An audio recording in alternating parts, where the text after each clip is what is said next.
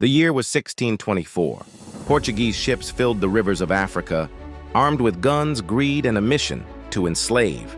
But in the kingdom of Nzinga, a woman rose who refused to surrender. She fought, negotiated, and outsmarted Europe's greatest empire. Her name was Queen Nzinga, and this is her untold story. Nzinga was born in 1583, a princess of Nzinga in what is today Angola. From the moment she could walk, she was different. While most royal daughters learned courtly manners, Nzinga trained with warriors, practiced archery, and listened closely to the strategies of generals. Her father, King Kiluwanji, valued her sharp mind. She learned diplomacy, politics, and the art of psychological warfare. In a world where women were rarely seen as rulers, Nzinga stood out as extraordinary. Years later, her brother Mbandi took the throne. But unlike Nzinga, he was weak and insecure. His kingdom began to collapse under Portuguese pressure, and he feared his ambitious sister. To secure his rule, he did something unthinkable. He killed Nzinga's son and sterilized her, a cruel attempt to end her bloodline forever. But Nzinga did not break.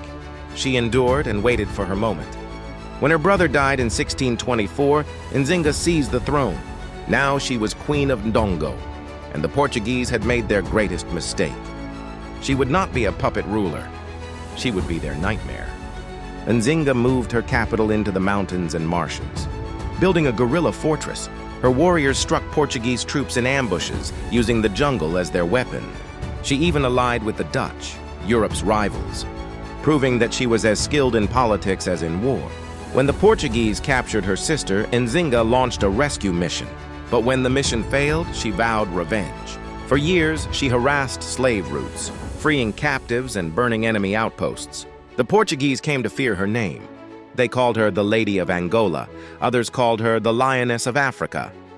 For nearly 30 years, she fought one of the most powerful empires in the world. Nzinga was more than a queen, she was a symbol. At over 60 years old, when most rulers had long retired, Nzinga was still riding into battle, spear in hand, leading from the front. Her courage inspired her people and terrified her enemies. But Nzinga was also a master of adaptation. She balanced diplomacy and war, converting to Christianity when it suited her, then returning to African traditions when it gave her strength. Every move was calculated for survival. Queen Nzinga died in 1663, at the age of 80. But her legacy was far from over. The kingdom she built resisted colonization for nearly 2 centuries after her death. To her people, she was more than a queen. She was freedom, resistance, and defiance itself. In the heart of Africa, one woman proved that even against ships, guns, and empires, the spirit of freedom cannot be broken. This was Queen Nzinga, the warrior queen who defied an empire. But her story is just one of Africa's hidden legends. Next, we reveal the fearless Queen Amina of Zazzau, who built an empire of steel in northern Nigeria. Subscribe now, because the next legend is coming.